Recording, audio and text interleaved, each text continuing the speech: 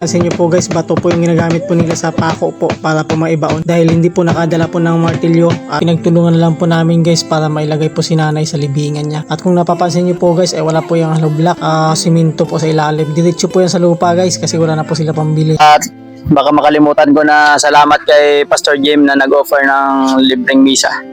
Na Pakita na lang sa camera sa ano. kita na lang po, pakita. Yan si Kagawad po, Kagawad ano. Kulnuno po, Tagaubo. Maraming salamat po sa lahat ng pagtulong sa akin, Mama.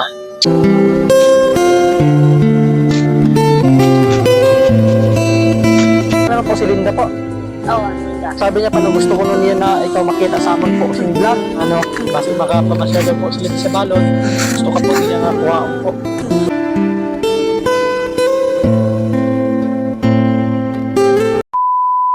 At dito nga guys na ihinatid na po si Nanay Linda po sa libingan po. So kung napapansin nyo po guys, sobrang liit lang po ng tao po. So ganito po siguro guys no, kung sa malayong lugar ka at wala kang pamilya, wala kang kamag-anak. So maliit lang po yung maghatid po sa'yo sa libingan. Dito nga guys ay nagtulong-tulong na lang po yung mga tao po na nakiramay po kay Nanay Linda. Po may pasok po siya sa loob at may libing na po si Nanay. So kung napapansin nyo po guys ay plywood lang po yan at sobrang nipis po. Kaya kung napapansin nyo po guys ay ingat na ingat po kami guys sa pagbubuhat po. Na hindi lang po ma-damage po yung kabaong po ni Nanay Linda po. So at dito nga dumating na po si nanay po kung saan po siya ililibing. At nagpapasalamat po tayo kay Pastor Jimmy po na dahil po kay Pastor Jimmy ay nabasbasan po yung paglibing po kay Nanay Linda po. Dito nga guys, kung napapansin nyo po guys, bato po yung ginagamit po nila sa pako po para po maibaon. Dahil hindi po nakadala po ng martilyo at sobrang layo pa po ng bahay po para po kunin po yung martilyo. Kaya yun, bato na lang po yung ginamit po, papakpok po para maibaon po yung mga pako.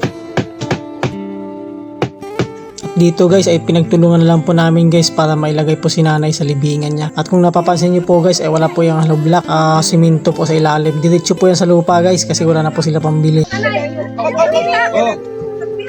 Dungan. Bali na ka sila sa buho. Labas na ka muna sa buho. Hoy, Kwan!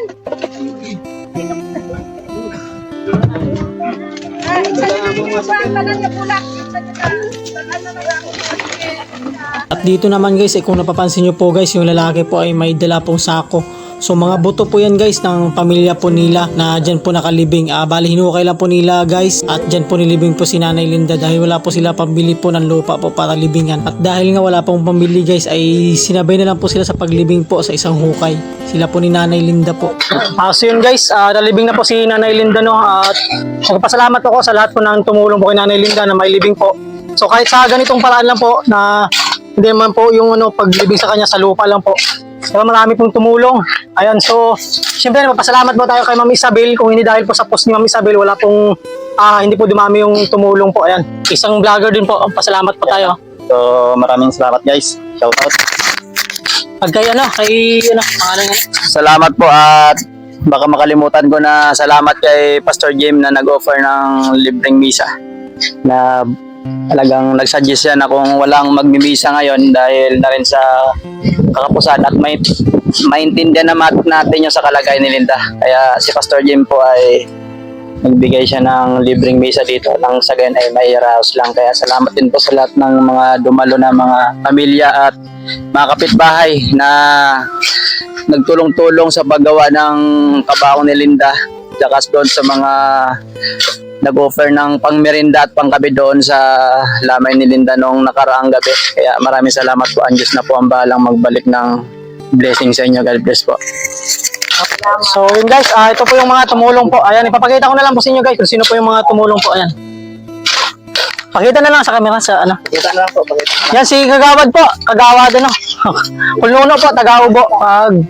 May tanod. Barangay official po, San Ubo. Yan, salamat po sa sa barangay official man po sa Ubo no. Kay kapitan man po diri po sa Ubo, salamat po kap. Libre po na pagpalubong po kay Nanay Linda.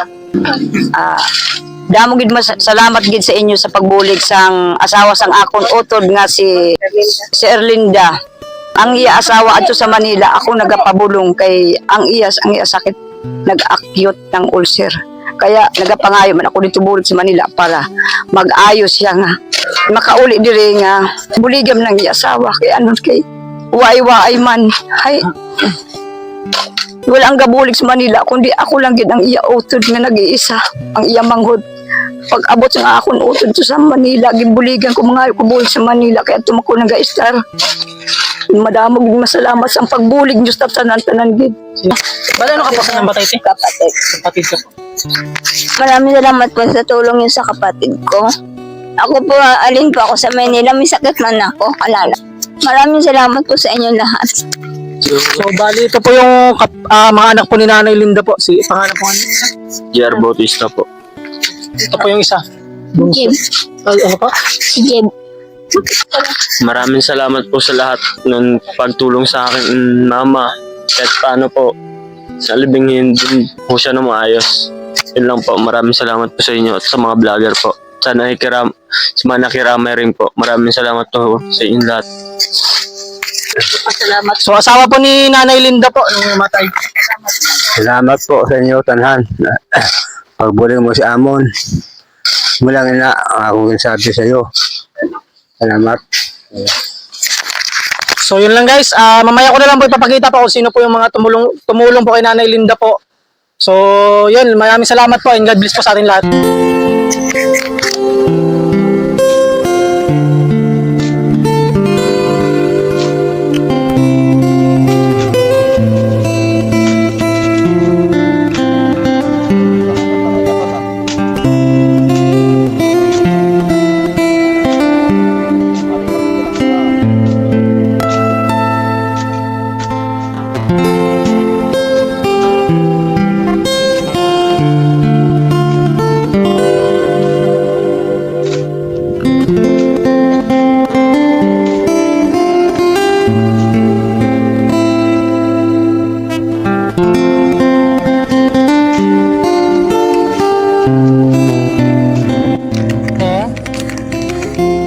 Hello. Ay, panadlaw na. So, ikaw po ang pangalan po, si Linda po. Oo, Linda. Sabi niya, paano gusto ko nun yan na ikaw makita sa amin po sa vlog. Ano, basta makapamasyal daw po sila sa balon. Gusto ka po nila nga kuhaan po. Gusto daw po sila. So, bali sugad po, na sabi niya po, gusto ka lang po niya makamusta. Ay, oo. Hindi ako punta. Wala tao na yun. Kung paano ka po makakita kung saan na pagkaon po niyo, ano po yung bina-discard po? Isko. Nagawalis ka po. Babay. Nagabali, nagapasol ka sa pagwalis. Oo. Sa balay. Tapos pinaman mo tingin daw. Hindi. As. Ha? Nga. Si Manahan? Mabali nila ang Usmana? Tatlo. Hindi pila ang ating mga kwarto at 300? Ngayon. 300 pesos? Isang simana? Abali nagawalis ka lang. Among mo ginabakal bugas.